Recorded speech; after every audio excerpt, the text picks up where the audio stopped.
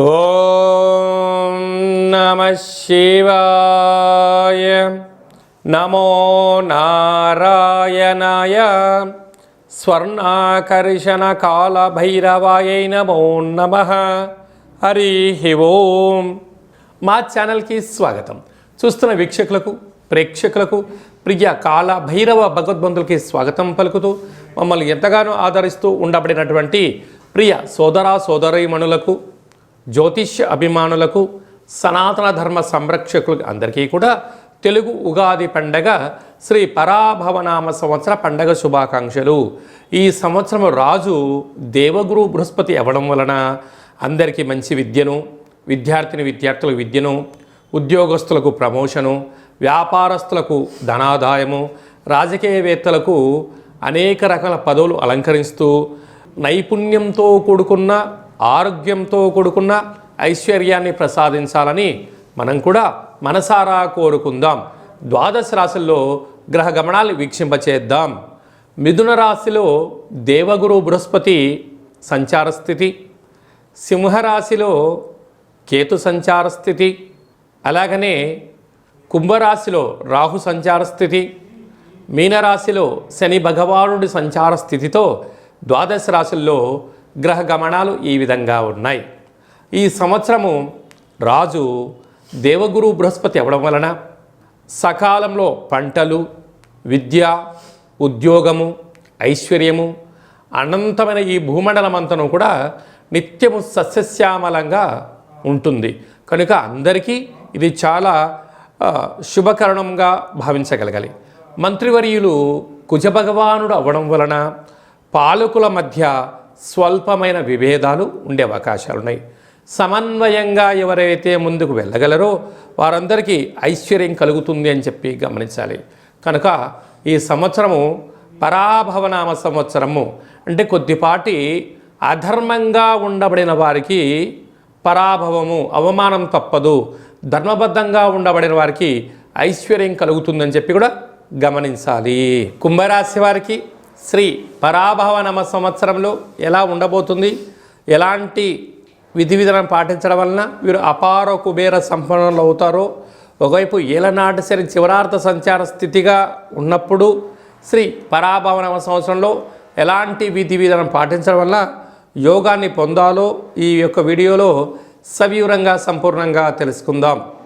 కుంభరాశిలో ఏ నక్షత్రాలు వస్తాయి అనగా ధనిష్ఠా నక్షత్రంలోని 3వ పాదం, 4వ పాదం, శతభిష నక్షత్రంలోని 4 పాదాలు, పూర్వపాద నక్షత్రంలోని 1, 2, 3 పాదములు కలిపితే కుంభరాశి.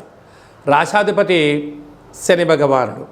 రాశిలోనే రాహు సంచార స్థితి, ధనావాకు కుటుంబ స్థానంలో శని భగవానుడు రాశాధిపతి రాజు అవ్వడం వలన వీరు వీలైనంత వరకు ఎన్నో జాగ్రత్తలు వహించాలి అని చెప్పి జ్యోతిర్విజ్ఞానం తెలియచేస్తుంది. వీరి యొక్క ఆదాయం 2, వ్యయం 8 అంటే -6 చూపిస్తుంది. కారణం ఏంటి?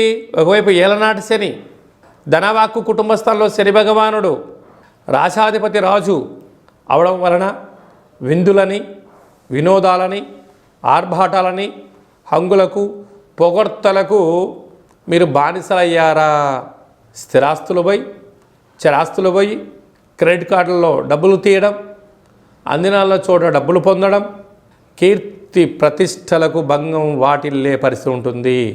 దీనివల్ల రాబోయే కాలంలో గడ్డు కాలంగా ఉండబోతుంది అని చెప్పి గమనించగలగాలి. అదే కాకుండా తృతీయ స్థానాధిపతి కుజభగవానుడు మంత్రివర్యులు అవడం వలన అన్నదమ్ముళ్లతో, అక్కా చెల్లెళ్లతో పార్ట్నర్షిప్ వ్యవహార కార్యక్రమం నడిపించే వారందరితో స్నేహపూర్వకమైన వాతావరణంగా ఉండగలగాలి. అదే కాకుండా విశేషమైనటువంటి పంచమ స్థానంలో దేవగురు బృహస్పతి సంచారం చేయడము, ఆయనే రాజు అవ్వడం వలన పిల్లలతో, తల్లిదండ్రులతో, గురువులతో చాలా అంటే ఓపికగా, పట్టుదలగా ఇచ్చిపుచ్చుకోవడం, అనడం, అనిపించుకోవడం కాకుండా గౌరవ మర్యాదలతో మీరు ఉండగలగాలి. మీరు తప్పకుండా యమునా నది పుష్కర స్నానం ఆవశ్యకత అని చెప్పి గుర్తుపెట్టుకోగలగాలి. పిల్లల యొక్క చదువులు, అభివృద్ధి, ఉన్నతమైన జీవితానికి స్వాగతం పలకాలి. స్థిరచరాస్తులలో ఐశ్వర్య జీవితం పొందాలి అన్నట్లయితే కొన్ని కఠోర నియమాలు, దీక్ష, సంకల్పం వలన వీటిని అధిగమించే పరిస్థితి చాలా అధికంగా ఉంటుందని చెప్పి గమనించగలగాలి. అలాగనే సప్తమ స్థానంలో కేతు సంచార స్థితి, రాశాధిపతి రవి అవ్వడం వలన, ఇక్కడ విశేషమైనటువంటి ఆయన నీరసాధిపతి అవ్వడం వలన వ్యాపార కార్యక్రమాలు, లావాదేవీలలో ఎంతో ఓపిక చాలా అవసరం అని చెప్పి జ్యోతిర్విజ్ఞానం తెలియచేస్తుంది. వీరు 28/8వ తారీఖు 2026 శ్రావణ మాస పూర్ణిమ రోజున మరియు 28/9/2026 భాద్రపద మాస పూర్ణిమ సందర్భంగా ఈ 2 రోజులు గుర్తుపెట్టుకొని దూర వాయు జల ప్రయాణాలు పెట్టుకోవద్దు. వీలైనంత వరకు స్వీయ నియంత్రణ, అప్పులు ఇవ్వడం, అప్పులు పుచ్చుకోవడం, కోపతాపాలకు దూరంగా ఉండడం, తన కోపమే తన శత్రువు అన్నట్టుగా ఆ రోజు లేనిపోని సమస్యలు పీకల మీదకి వస్తూ ఉంటాయి. ప్రభుత్వ అధికారులతో, సంపూర్ణమైన ధనవంతులతో, అదృష్టవంతులతో గొడవ పెట్టుకోవద్దని చెప్పి జ్యోతిర్విజ్ఞానం తెలియచేస్తుంది.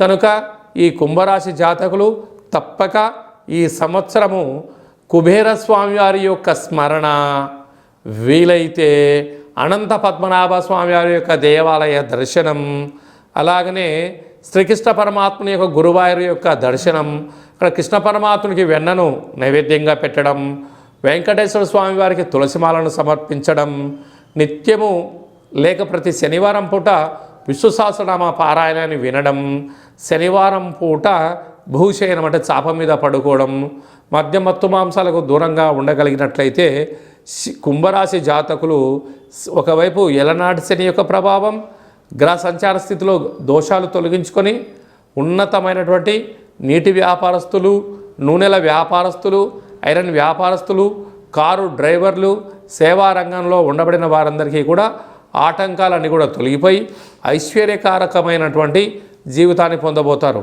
కనుక ఇలాంటి కాల సమయంలో వీలైనంత వరకు సత్ప్రవర్తన, ఆధ్యాత్మిక చింతన, తల్లిదండ్రులతో, గురువులతో ఆధ్యాత్మిక చింతన ఉండడం వలన మీకు మంచి యోగదాయకమైన జీవితాన్ని పొందబోతారు అని చెప్పి గమనించాలి.